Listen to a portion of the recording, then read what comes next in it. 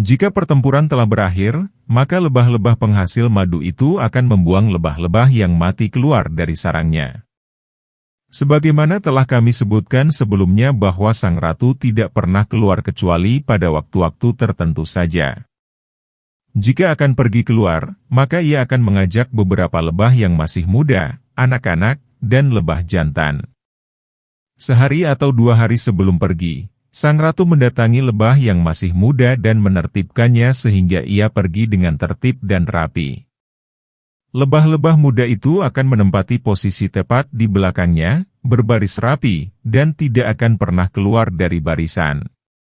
Jika si peternak itu mengetahui bahwa dalam satu sarang itu terdapat lebih dari satu ratu, dan khawatir akan menyebabkan perpecahan di kalangan populasi lebah, maka ia akan mengambil semua ratu itu dan menyisakan satu ratu saja.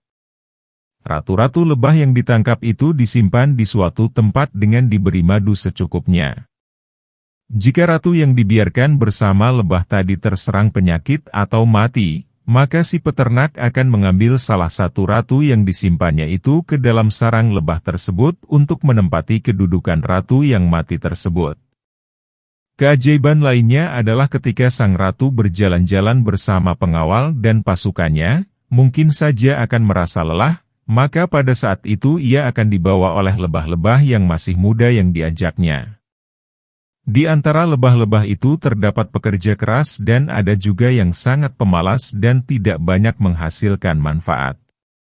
Maka para pekerja keras itu akan mengusirnya dari sarangnya dan tidak boleh menempatinya supaya tidak menularkan penyakitnya dan merusak rumahnya. Lebah merupakan hewan yang paling lembut dan paling bersih. Oleh karena itu, ia tidak akan membuang kotoran kecuali ketika sedang terbang. Selain itu, ia juga sangat membenci bau-bau busuk. Lebah yang masih muda lebih peduli dan lebih semangat daripada lebah yang sudah tua, lebih ringan sengatannya, dan lebih baik madu yang dihasilkannya. Karena lebah merupakan hewan yang paling bermanfaat dan paling banyak mendatangkan berkah karena lebah merupakan hewan yang dikhususkan mendapat wahyu dan hidayah dari Allah. Hewan yang dari perutnya keluar materi yang dapat menyembuhkan berbagai macam penyakit, maka ia merupakan hewan yang memiliki musuh. Dan sudah barang tentu, musuh-musuhnya itu adalah hewan yang paling sedikit manfaat dan berkahnya. Demikian itulah sunnah Allah Subhanahu wa Ta'ala dalam penciptaan Allah, Dialah yang maha mulia lagi maha bijaksana. Inilah cerita yang lain lagi. Semut merupakan hewan yang juga mendapatkan petunjuk dari Allah Azza wa Jalla. Petunjuk yang diberikan kepada semut itu sungguh sangat menakjubkan. Semut yang kecil itu keluar rumah untuk mencari makan meskipun harus menempuh jalan yang sangat jauh. Jika ia beruntung, ia akan menarik atau mendorong makanan itu melewati jalan yang berliku-liku, jauh, serta turun naik hingga berhasil sampai ke tempat tinggalnya. Setelah membawa makanan itu ke tempat tinggalnya, ia akan menyimpan makanan itu sampai batas waktu tertentu. Agar biji-bijian yang disimpannya itu tidak tumbuh hidup, maka semut-semut itu membelahnya menjadi 2 sehingga tidak dapat tumbuh. Dan jika belahan 2 itu masih bisa tumbuh juga, maka ia akan membelahnya menjadi 4. Jika simpanannya itu basah dan dikhawatirkan akan membusuk dan rusak, maka ia akan menjemurnya di depan pintu rumahnya ketika matahari menampakkan sinarnya dan setelah kering, ia akan mengembalikannya ke tempat semula, dan tidak satu pun dari semut-semut itu yang memakan makanan-makanan yang disimpannya itu. Mengenai pemberian petunjuk kepada semut ini, cukuplah kisah Allah di dalam Al-Quran mengenai semut yang pembicaraannya kepada teman-temannya sempat didengar oleh Nabi Sulaiman. Semut itu berujar, "Wahai semut-semut, masuklah ke dalam sarang-sarang kalian, agar kalian tidak diinjak Sulaiman dan tentaranya," sedang mereka tidak menyadari. Surat An-Naml ayat 18. Semut itu menyuruh semut-semut lainnya untuk masuk ke dalam tempat tinggalnya sehingga mereka terlindung dari tentara Sulaiman. Setelah itu semut itu memberitahukan sebab perintahnya memasuki tempat tinggalnya, yaitu kekhawatiran terinjak oleh Sulaiman dan tentaranya. Setelah itu, semut itu memaklumi Nabi Sulaiman dan tentaranya, karena mereka tidak menyadarinya. Demikian itu merupakan pemberian petunjuk yang sangat menakjubkan. Perhatikan dan renungkanlah, bagaimana Allah Azza wa Jalla menghormati keberadaan semut melalui firman Allah berikut ini, dan dihimpun untuk Sulaiman tentaranya dari jin, manusia, dan burung, lalu mereka itu diatur dengan tertib, dalam barisan. Hingga apabila mereka sampai di lembah semut, maka seekor semut berkata, "Wahai semut-semut, masuklah ke dalam sarang-sarang kalian, agar kalian tidak diinjak Sulaiman dan tentaranya," sedang mereka tidak menyadari. Surat Al-Naml ayat 17-18. Allah Subhanahu wa Ta'ala memberitahukan bahwa Sulaiman dan tentaranya akan melewati lembah yang ditempatinya itu, lembah semut. Setelah itu dia juga memberitahukan sesuatu yang menunjukkan kecerdasan semut dan kejeliannya, di mana ia menyuruh mereka masuk ke tempat tinggal masing-masing. Semut tadi sudah mengetahui bahwa masing-masing kelompok dari semut itu memiliki tempat tinggal sendiri yang tidak boleh dimasuki oleh semut lainnya. Selanjutnya ia memberitahukan seraya berujar, agar kalian tidak diinjak Sulaiman dan tentaranya. Dan kemudian, semut itu berkata, sedang mereka tidak menyadari. Seolah-olah semut itu menyatukan antara alasan bahwa Sulaiman dan tentaranya tidak menyadari dan kecaman umat semut, di mana mereka tidak berhati-hati dan tidak masuk ke rumah mereka. Oleh karena itu, Nabiullah Sulaiman tersenyum mendengar ucapan semut tersebut. Al-Zuhri pernah meriwayatkan dari Abdullah bin Uyainah dari Ibnu Abbas, bahwa Rasulullah Shallallahu Alaihi Wasallam melarang pembunuhan terhadap semut, lebah, burung hudhud, burung syurat. Dalam hadis syahih juga diriwayatkan sebuah hadis dari Abu Hurairah, dari Nabi, beliau bersabda, ada salah seorang Nabi yang singgah di bawah pohon, lalu ia digigit oleh seekor semut. Lalu ia menyuruh membinasakannya dan mencari tempat persembunyian semut tersebut. Setelah itu ia menyuruh untuk membakar tempat tinggal semut itu. Kemudian Allah menanyakan kepadanya, apakah hanya karena gigitan seekor semut engkau akan membakar satu umat yang senantiasa bertasbih?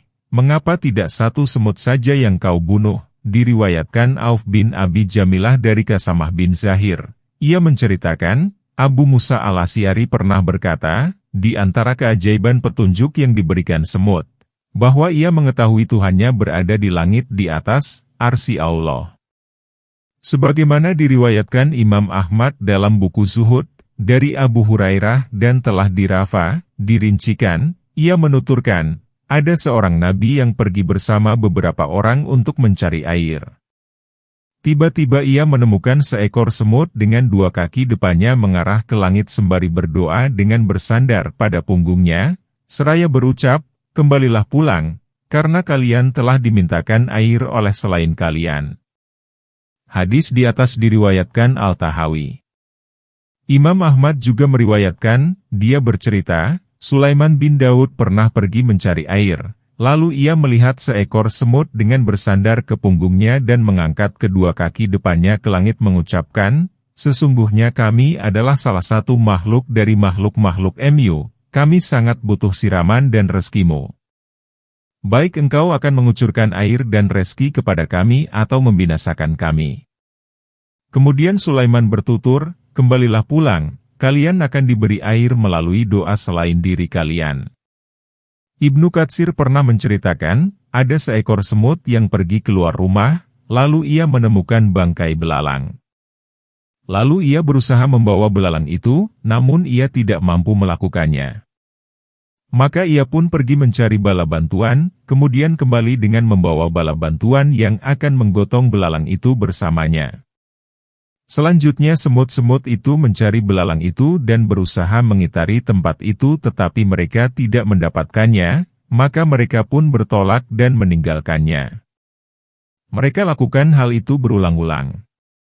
Dan untuk kesekian kalinya, semut-semut itu membuat lingkaran, lalu meletakkan belalang itu di tengah-tengah mereka dan memotongnya bagian demi bagian. Semut merupakan hewan yang paling hemat. Disebutkan, Ketika Nabi Sulaiman pernah menyaksikan kehematan semut dan kesukaannya menyimpan makanan, maka ia memanggil seekor semut dan menanyakan kepadanya, berapa banyak makanan yang dikonsumsi seekor semut pada setiap tahunnya. Semut itu menjawab, sebanyak 3 biji gandum.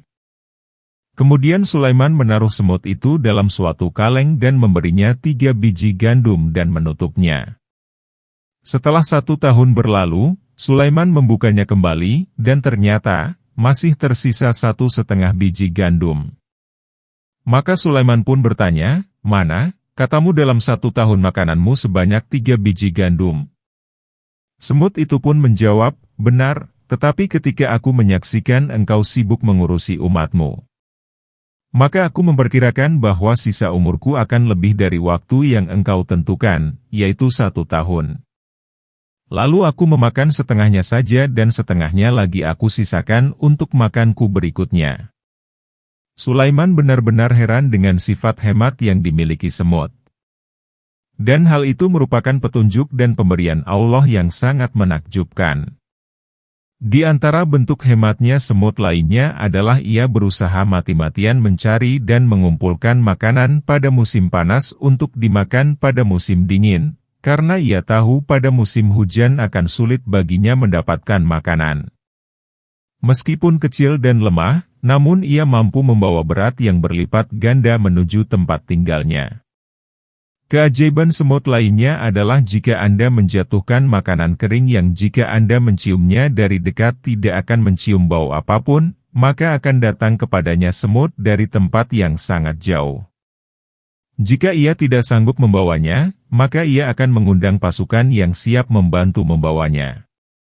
Bagaimana semut itu mencium bau makanan itu dari dalam tempat tinggalnya yang jauh sehingga ia menjemput makanan itu dengan cepatnya? Ia dapat mengetahui makanan itu dengan daya ciumnya yang kuat. Semut-semut itu mendatangi tangkai gandum dan menciumnya. Jika ia menemukan hintah, biji gandum, padanya, maka ia akan memotong, mengoyak, dan membawanya. Jika mendapatkan syairah, mensyukuri atau pandai menyusun, maka tidak akan mengambilnya. Semut-semut itu mempunyai penciuman yang selalu tepat, kemauan yang kuat, sangat hemat, dan keberanian untuk membawa beban yang lebih berat dari dirinya meskipun berlipat-lipat. Semut-semut itu tidak mempunyai pemimpin yang mengatur mereka sebagaimana pada kehidupan lebah. Namun demikian, ia mempunyai utusan yang mencari dan mengintai makanan. Jika utusan itu menemukan makanan, maka ia akan segera memberitahukan teman-temannya dan selanjutnya mereka keluar bersama-sama menuju sasaran yang dituju. Masing-masing semut itu bekerja dan berusaha untuk kepentingan bersama, tidak ada satupun semut yang curang menyimpan sedikit makanan untuk dirinya sendiri. Lain lebah, lain semut, lain pula burung hudhud. Burung hudhud itu hewan yang paling tahu tempat-tempat air di bawah tanah, yang mungkin tidak diketahui oleh makhluk lainnya. Di antara pemberian petunjuk kepada burung hudhud ini adalah apa yang dikisahkan Allah dalam Al-Quran mengenai dirinya, di mana burung itu berkata kepada Nabiullah Sulaiman ketika sedang memeriksanya dan ternyata tidak menemukannya. Setelah itu Sulaiman mengancamnya akan mengazab dengan azab yang keras, maka burung hudhud itu pun berucap, aku telah mengetahui sesuatu yang kamu belum mengetahuinya, Surat An-Naml ayat 22. Dalam ucapan burung hudhud itu terkandung makna bahwa aku telah membawa suatu hal yang benar-benar sudah aku ketahui, yaitu sebuah berita penting. Oleh karena itu ia mengucapkan, dan kubawa kepadamu dari negeri Saba, suatu berita penting yang diakini, Surat An-Naml ayat 22.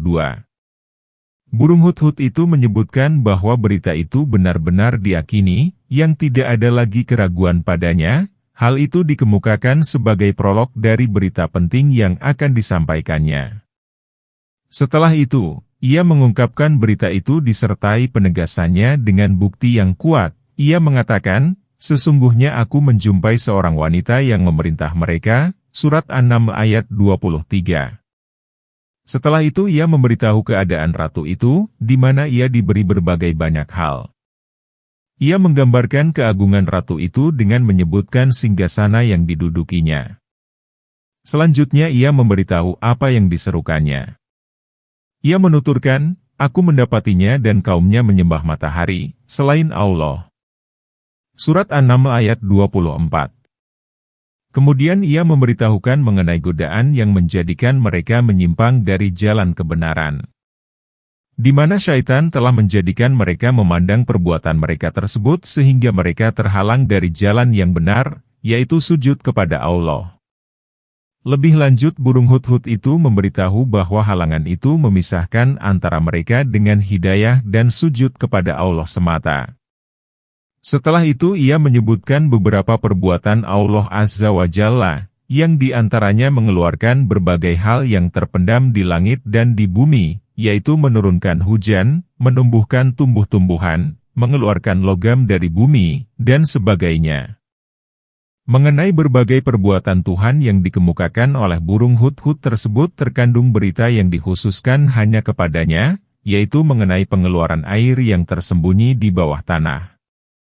Pengarang buku Al-Kasyaf mengatakan, dalam pengeluaran air yang tersembunyi di bawah tanah tersebut menunjukkan bahwa hal itu merupakan ucapan hudhud, karena keahliannya dalam bidang ilmu geometri dan pengetahuannya mengenai air yang berada di bawah tanah.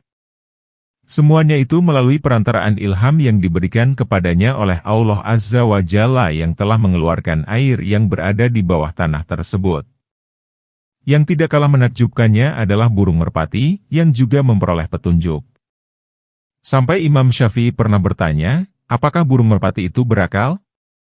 Merpati dapat menyampaikan surat dan juga pesan. Bahkan lebih dari itu, merpati berperan sangat penting dalam menentukan nasib seorang raja bersama rakyatnya, karena merpatilah yang menjadikan jembatan komunikasi antar kerajaan atau antar negara. Oleh karena itu, orang-orang terdahulu yang punya perhatian terhadap merpati senantiasa memelihara dan menjaga keturunannya agar tidak musnah, yaitu dengan memisahkan antara merpati jantan dengan merpati betina ketika kesehatannya kurang baik. Untuk pengiriman surat atau pesan, mereka memilih merpati jantan sebagai pengirimnya, karena merpati jantan lebih hafal dan jeli untuk mengingat rumah pasangannya, sehingga akan segera kembali. Selain itu, merpati jantan lebih kuat fisiknya dan baik pengamatan rute terbangnya. Tetapi sebagian orang ada juga yang memilih merpati betina untuk mengirim surat atau pesan, karena merpati jantan seringkali jika bertemu dengan merpati betina lain akan menyeleweng dan melalaikan tugas pengiriman surat atau pesan. Merpati sangat akrab dengan manusia. Manusia menyukainya dan merpati pun menyukai manusia. Merpati akan senantiasa setia kepada majikannya meskipun majikannya menyakiti atau berbuat tidak baik kepadanya. Terkadang ada merpati yang sudah meninggalkan pemilik pertamanya bertahun-tahun dan pergi dalam jarak bermil-mil, namun ia akan tetap setia dan kembali kepadanya jika sudah mendapat kesempatan yang tepat. Merpati jantan yang ingin mengawini merpati betina, maka ia akan mencumbui dan merayunya dengan penuh kelembutan.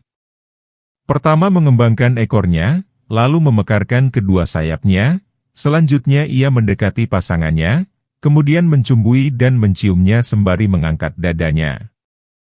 Menyambut perlakuan itu, merpati betina langsung menurunkan sayap dan pundaknya ke tanah. Dan seusai menyelesaikan tugas kejantanannya, maka merpati betina langsung naik ke atas pundak merpati jantan. Tidak ada seekor hewan pun yang melakukan hal semacam itu selain merpati.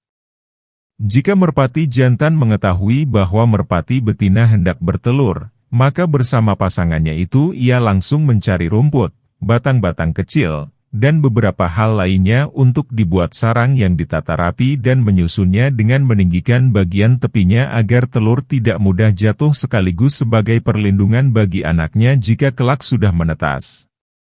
Selanjutnya saling membantu keduanya berusaha memperbaiki dan membuat sarangnya itu enak dan nyaman serta memperhatikan kondisi suhu udaranya, sehingga udaranya benar-benar memenuhi persyaratan yang dibutuhkan.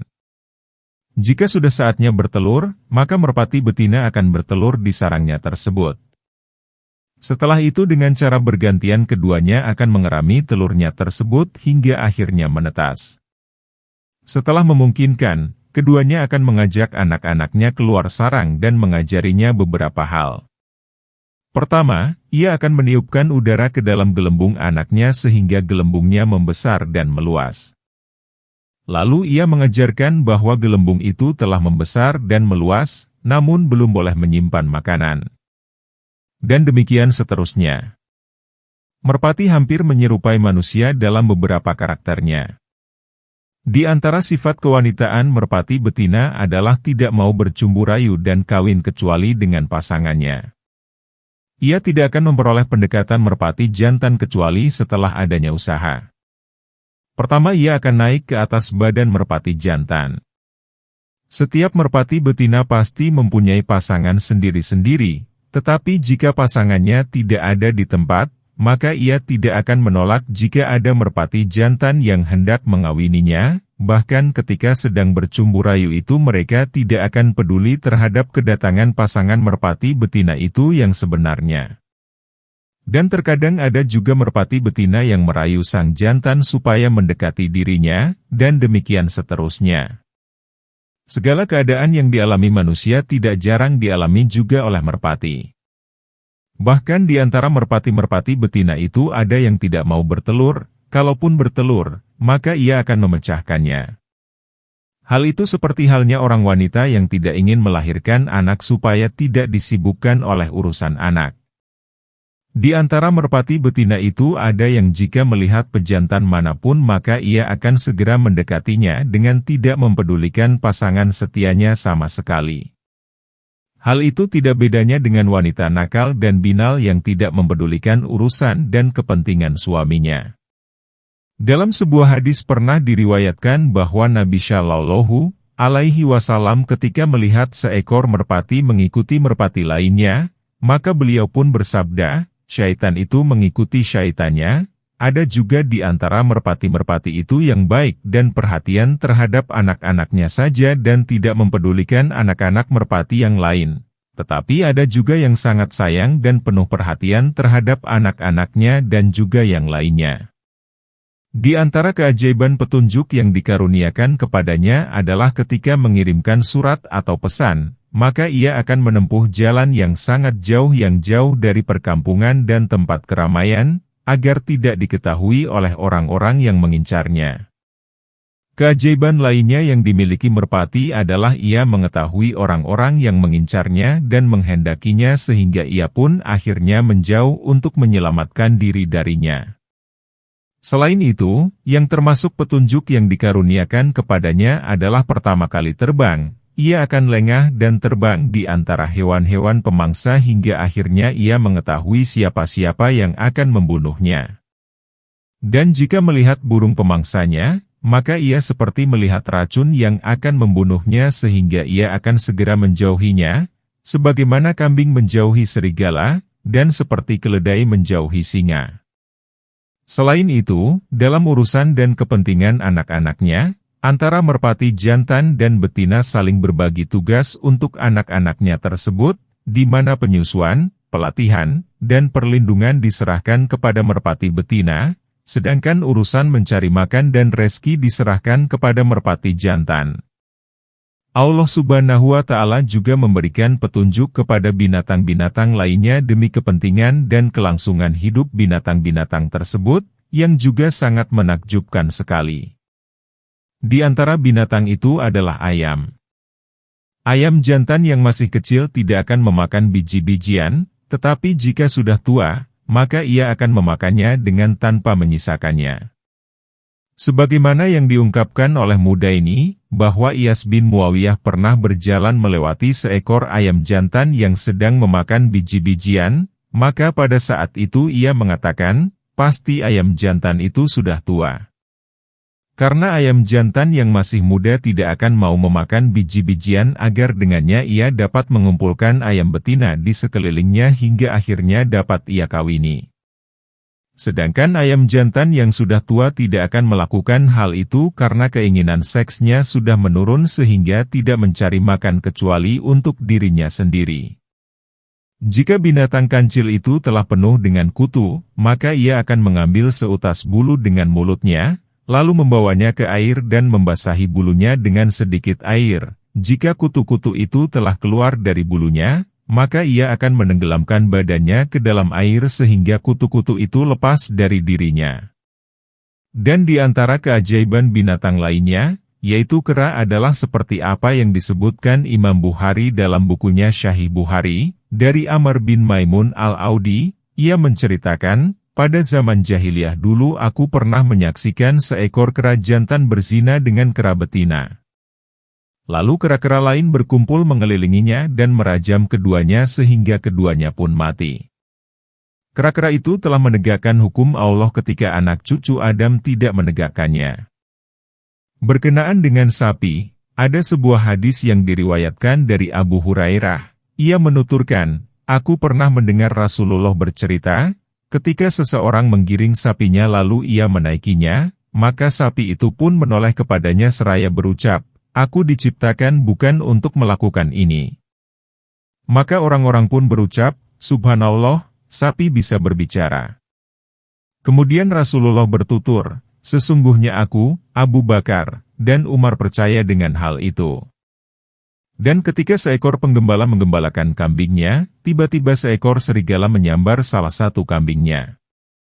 Kemudian penggembala itu mencari kambingnya itu, maka serigala itu pun berkata, kambing ini dapat engkau selamatkan dariku, lalu siapakah yang dapat menyelamatkan kambing itu dariku pada hari kiamat kelak, yaitu pada hari tiada seorang pun penggembala selain aku. Maka orang-orang pun berujar, Subhanallah, serigala ini dapat berbicara. Kemudian Rasulullah bertutur, sesungguhnya aku, Abu Bakar, dan Umar percaya dengan hal itu. Di antara petunjuk yang dikaruniakan Allah Azza wa Jalla kepada keledai yang dungu itu adalah ketika ada seseorang membawa keledai ke rumahnya pada malam yang sangat gelap, dan setelah mengetahui rumahnya, maka ia bisa mendatanginya lagi.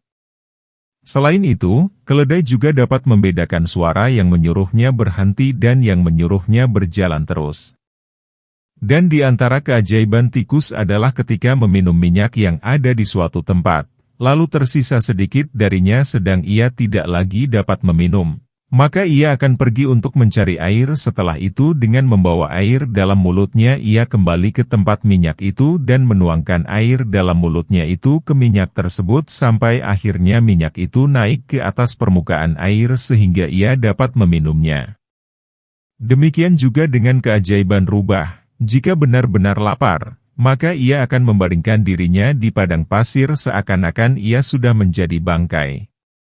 Ketika ada burung yang mendatanginya, maka ia tidak sedikit pun bergerak dan bernafas sehingga burung itu benar-benar yakin rubah itu sudah mati, dan ketika akan mematok dan memakannya, rubah itu bangkit dan menerkam burung tersebut. Banyak para pemerhati dan ilmuwan yang mempelajari dari banyak binatang berbagai hal yang bermanfaat bagi kehidupan, etika, tindakan, keteguhan, dan kesabarannya. Tidak jarang petunjuk yang dikaruniakan kepada hewan itu lebih tinggi dibandingkan dengan yang diberikan kepada sebagian orang. Sebagaimana yang difirmankan Allah Subhanahu wa Ta'ala berikut ini, atau apakah kamu mengira bahwa kebanyakan mereka itu mendengar atau memahami? Mereka itu tidak lain, hanyalah seperti binatang ternak, bahkan mereka lebih sesat jalannya dari binatang ternak itu. Surat Al-Furqan ayat 44. Binatang buas, pemangsa, khususnya yang betina jika melahirkan, maka ia akan membawanya terbang di udara dan memindahkan dari satu tempat ke tempat yang lain untuk beberapa hari karena takut diserang oleh semut.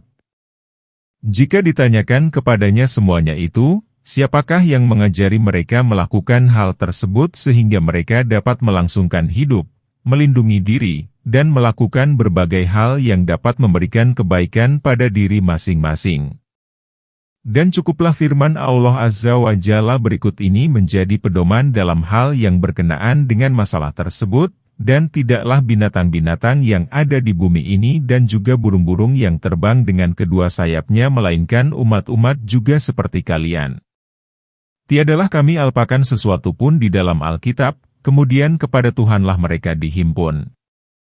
Dan orang-orang yang mendustakan ayat-ayat kami adalah pekak, bisu, dan berada dalam gelap gulita. Barang siapa yang dikehendaki Allah, kesesatannya, niscaya akan disesatkan Allah.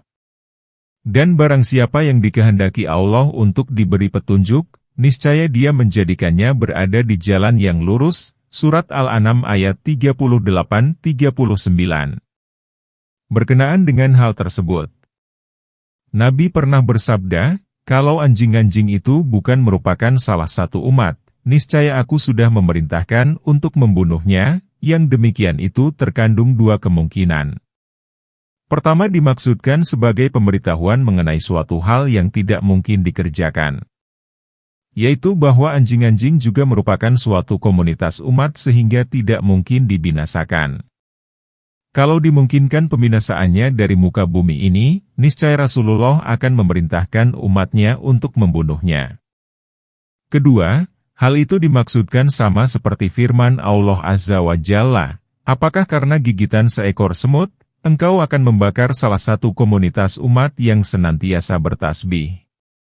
Dengan demikian, anjing-anjing tersebut juga termasuk suatu komunitas umat yang diciptakan dengan membawa hikmah dan kemaslahatan tersendiri, sehingga pembinasaannya akan bertentangan dengan tujuan dari penciptaannya itu sendiri. Mengenai firman Allah Subhanahu wa Ta'ala, melainkan umat-umat juga seperti kalian.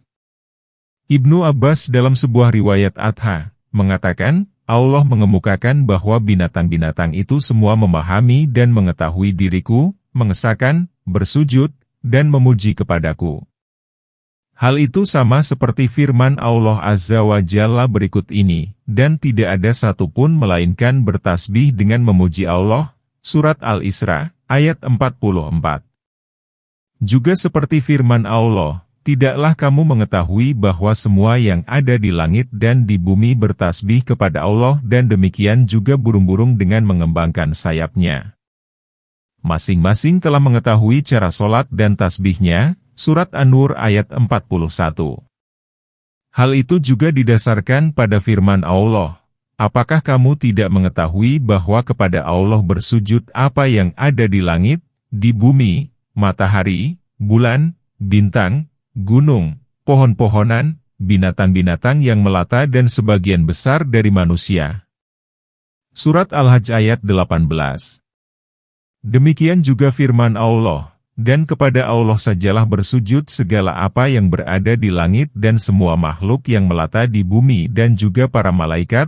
Surat An-Nahl ayat 49. Juga firman Allah yang lain, dan sesungguhnya telah kami berikan kepada Daud karunia dari kami. Kami berfirman, hai gunung-gunung dan burung-burung, bertasbihlah berulang-ulang bersama Daud. Surat Saba, ayat 10. Sebagaimana halnya firman Allah di bawah ini, dan Tuhanmu mewahyukan kepada lebah, buatlah sarang-sarang di bukit-bukit, di pohon-pohon kayu, dan di tempat-tempat yang dibikin manusia. Surat An-Nahl ayat 68.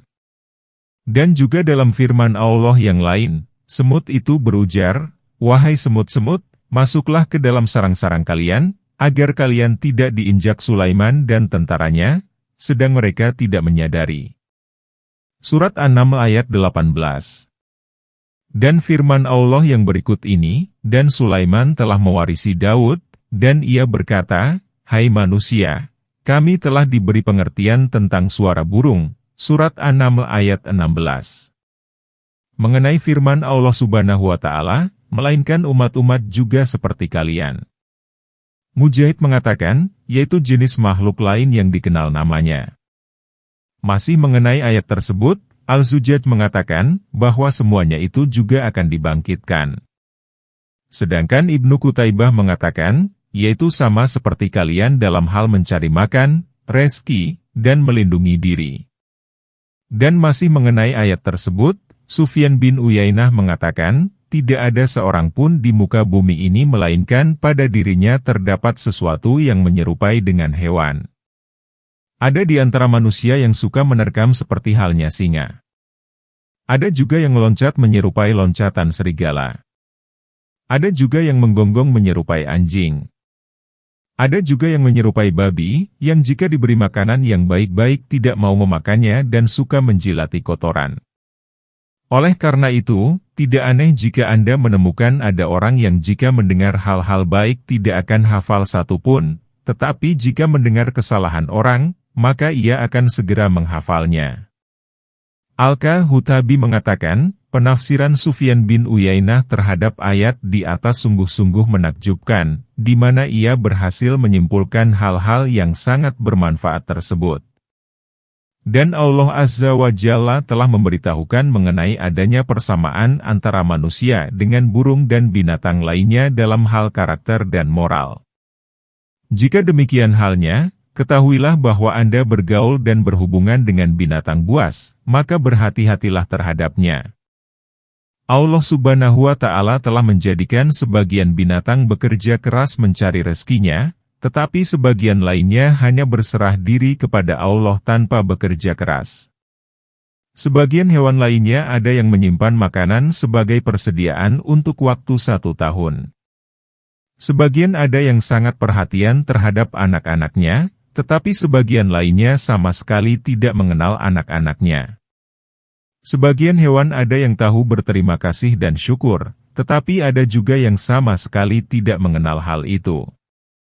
Sebagian lainnya ada yang lebih mengutamakan kepentingan hewan lainnya, ada yang suka membuat kerusakan, ada yang tidak beraktivitas dalam 1 tahun kecuali sekali saja.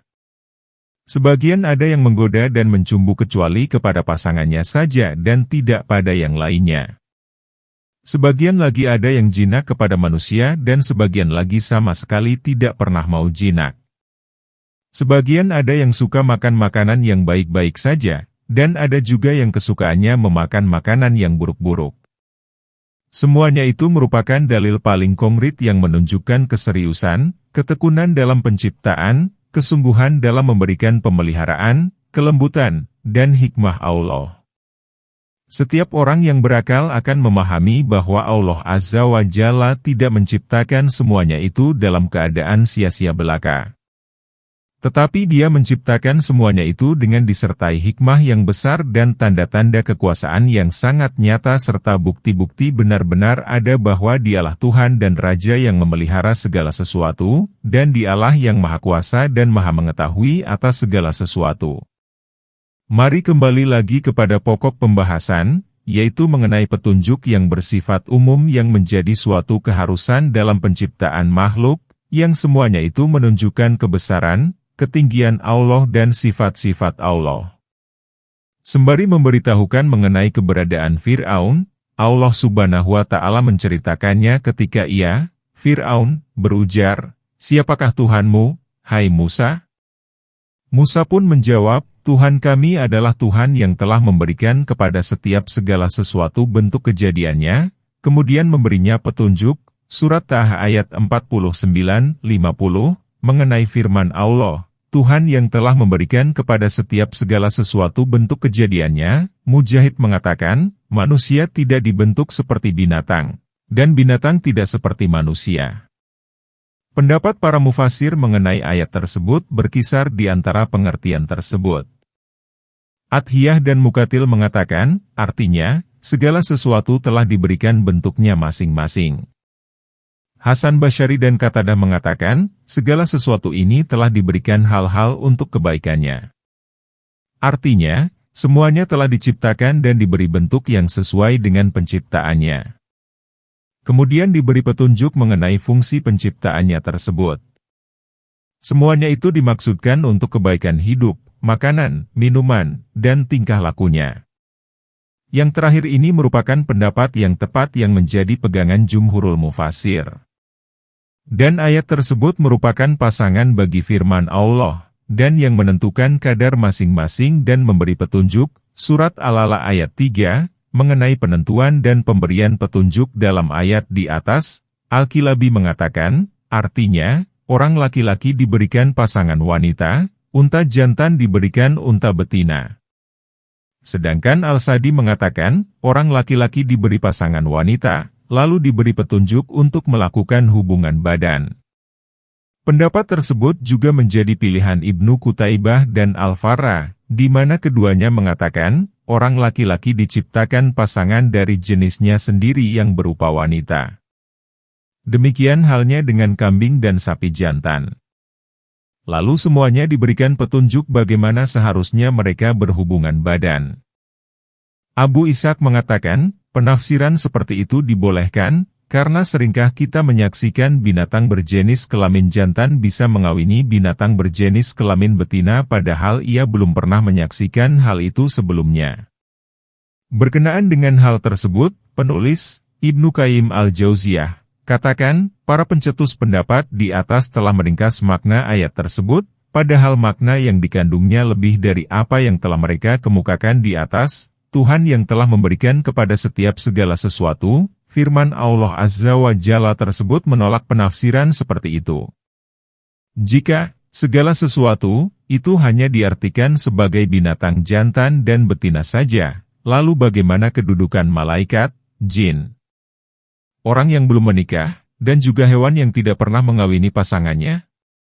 Dan manakah ayat Al-Quran yang menjadi persamaan dari firman Allah itu? Padahal Allah Subhanahu wa Ta'ala ketika hendak mengungkapkan makna yang mereka kemukakan tersebut, Dia menyebutkannya melalui ungkapan yang sangat gamblang dan jelas, di mana Dia berfirman, dan bahwasanya Dia yang menciptakan berpasang-pasangan laki-laki dan perempuan, Surat An-Najm ayat 45.